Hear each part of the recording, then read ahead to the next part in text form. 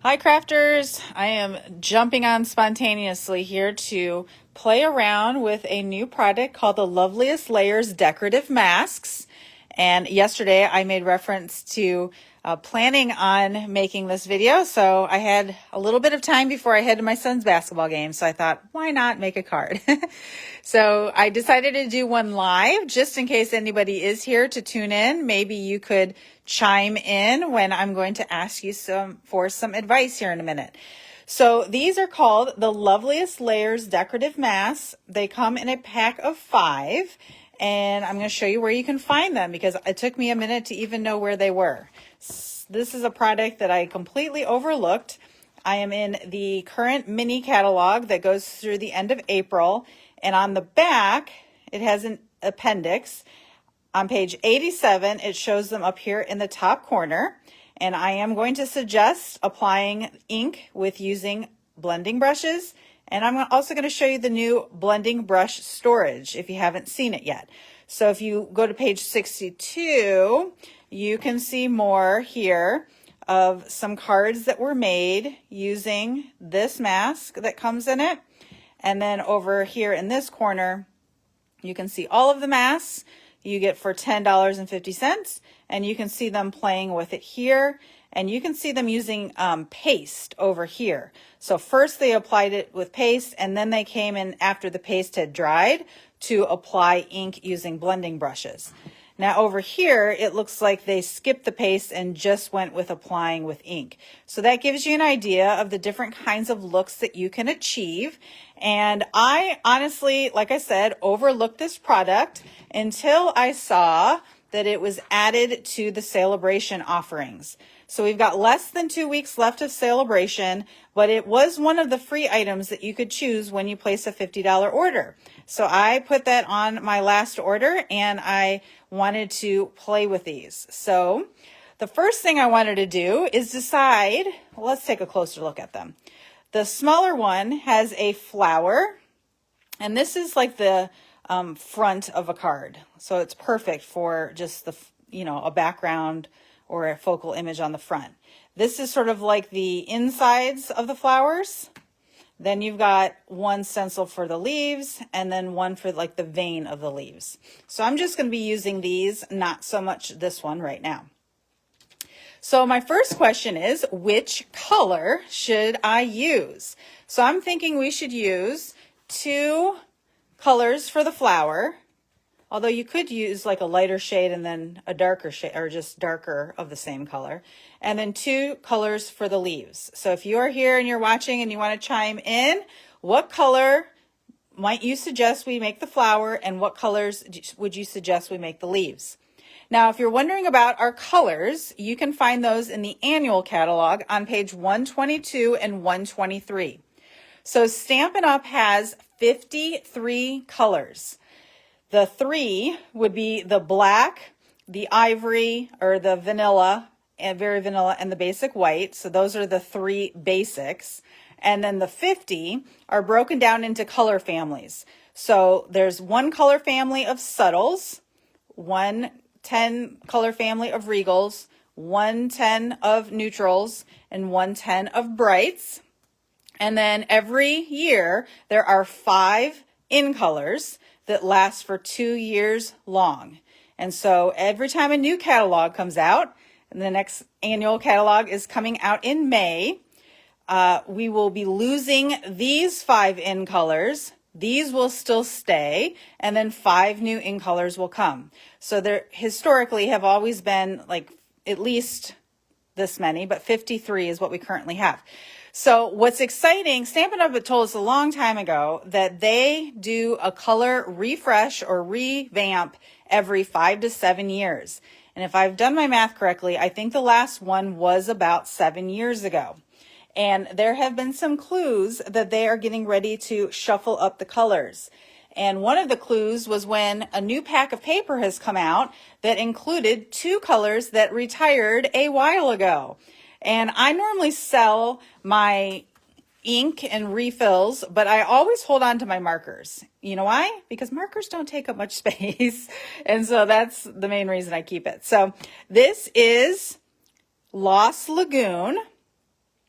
and this is Pretty Peacock. So both two shades of blue, and I love both of these colors, but we think that these two colors might be coming back, and they've done that before, is brought back popular in colors.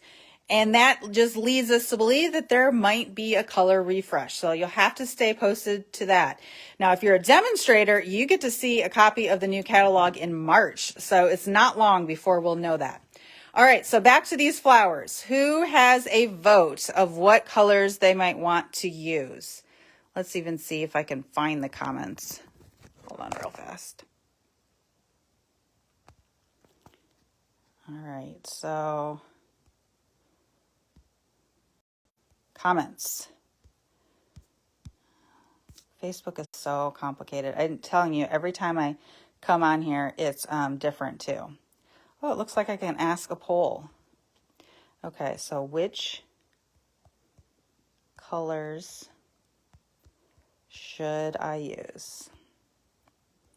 And hopefully you can just comment right here. Was I supposed to give options? Yes, I was. Well, that's not really going to help. So, and I don't have my laptop out, so I guess I'm just going to have to pick my own colors. I was really hoping you guys could chime in, but I don't know how to see your comments on this screen. Facebook is so annoying. Okay, so I am going to go with pinks. I don't know why. Pink is just seems to be what the color would be for a flower. So I think I'm going to pull Flirty Flamingo, because you can't go wrong with a flamingo color. And then for the inside, I'm going to use Polished Pink. This is one of the in colors, and you can see that noted up here in the top corner. And then for the leaves, I am going to use Pear Pizzazz. How about? And then Parakeet Party. And again, this is also one of the in colors. Okay, so let's get started.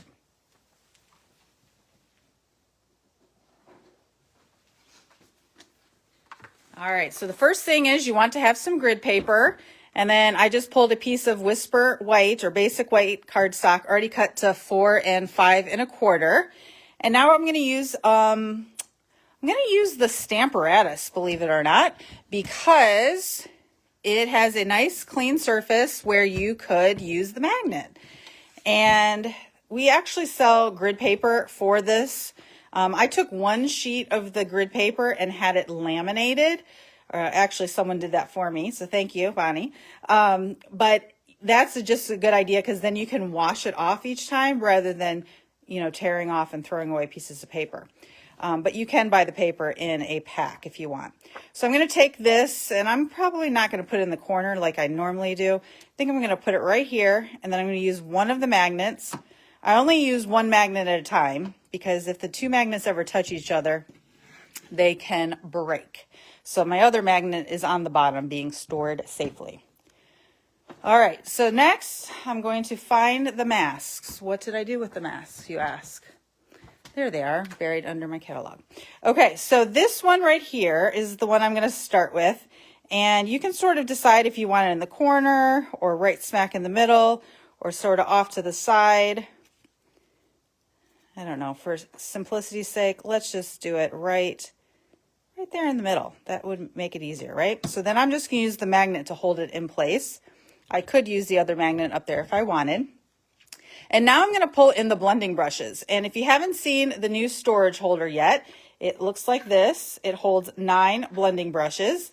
These are the new mini brushes, which come in a pack of 3. And this is the older size of the blending brush. So you can see that there are 2 different sizes now. I had bought these off one of my friends who has a 3D printer to label what color, and I don't have any more of these. So I think I'm going to use my label maker to just put like a label on these. I don't do one for all of the 53 colors, but I do one for like reds and then one for pinks. So that way I can, use it for more than one color, but it's still the same shade. Okay, so this is a pink one, and I'm going to use the Flirty Flamingo. Maybe I'll put it over here so you don't have to keep putting my arm in there.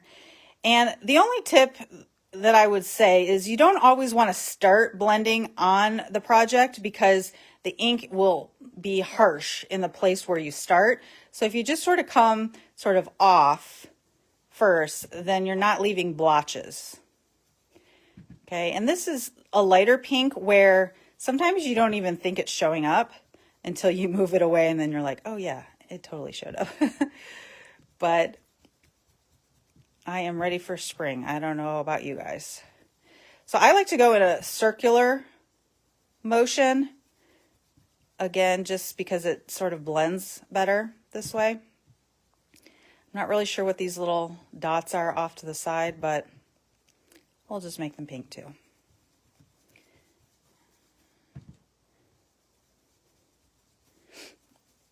And if anybody else has these already and has made a card with them, you'll have to post a picture below so that we can see your color options, since I couldn't poll you guys to see what you wanted.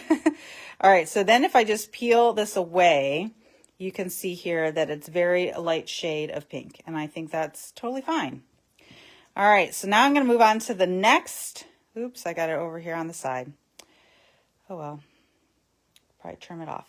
All right, the next one is going to be sort of the inside of the flower, and I'm just going to line it up, sort of using that,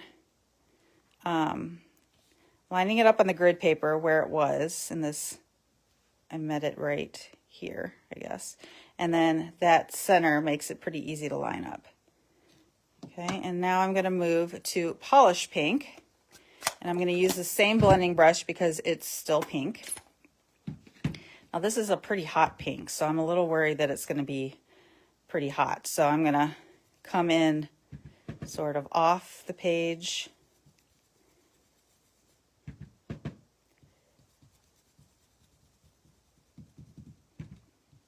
Oops, see, I didn't do it there, and look how look how patchy that is.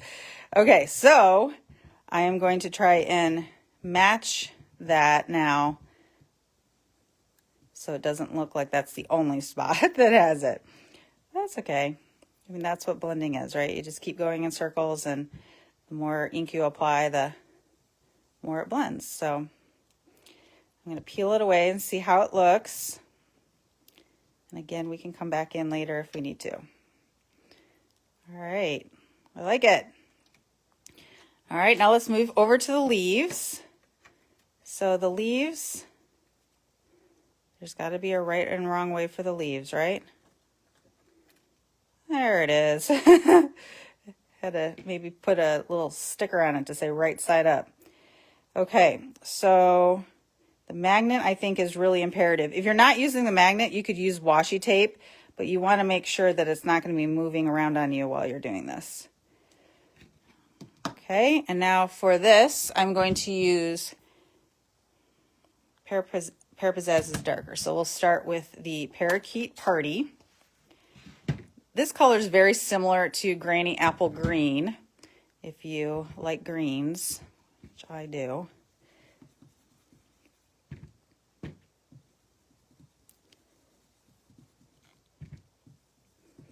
See, I didn't go off, and now I've got a splotch. So I know it sort of feels weird to keep doing that every time, but it does make a big difference.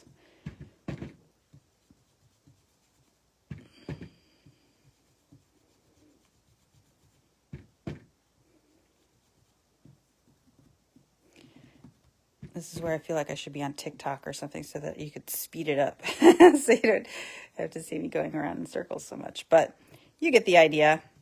All right, and then once you have that, then you'll take this off and move over to the veins of the leaves. I'm sure there's a more technical term, but I don't know what it is.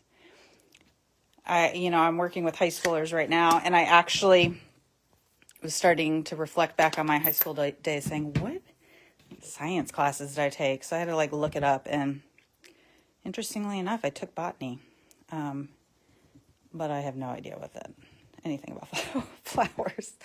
All right, so it looks like these colors are pretty similar, so it might not be totally obvious the difference here. hopefully when I peel off the mask, it will be noticeable. All right. Yes, did I skip that one? I must have. So I'm going to put it back on. It should be easy to line up. Maybe it's because I did that big splotch right there.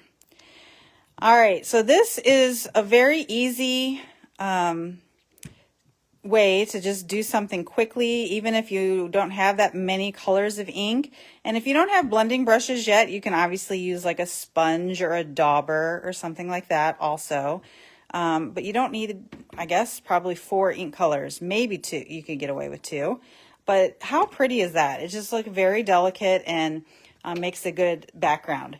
So I would add a sentiment to this and put it on a card, and I'm sure it would be really eye-catching. So hopefully this gave you some ideas on how to use these stencils.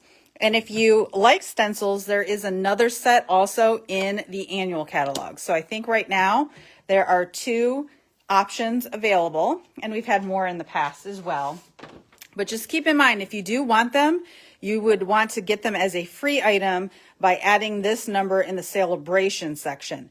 Don't add the catalog, the number that you see in the catalog, because that's the number where you have to pay $10.50 for them. So until the end of the month, you can get them for free. So anyhow, hope you enjoyed thinking about some color options. And if you've used these before, make sure you post a picture of your cards below. Happy crafting!